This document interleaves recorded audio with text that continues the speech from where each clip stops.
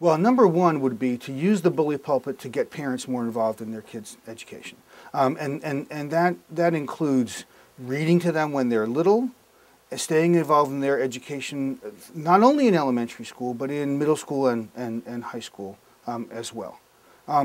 The second is to push for standards-based reform, to continue along this line, and to ask states to do this.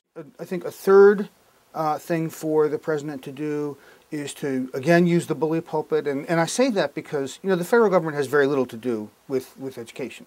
And all he can do is encourage. He can't really do very much more than that. But I think a third thing would be to try to encourage more talented people to go into teaching and to go into education, because we need good teachers if we're going to deal with the American achievement problem. And I think, you know, again, I'm not sure what he can actually do, except maybe by setting an example. And I think President Obama is in a position to do this because he's obviously a smart guy, and he's also a very cool guy.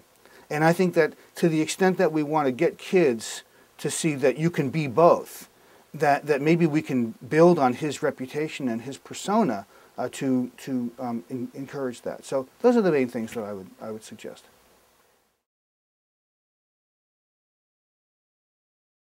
I think I'd have to say at this point that there haven't been many proposals. So I mean, certainly the principles that President Obama has articulated are important ones. I think they're pretty consistent with the kinds of things that I and other people have been saying we need to do.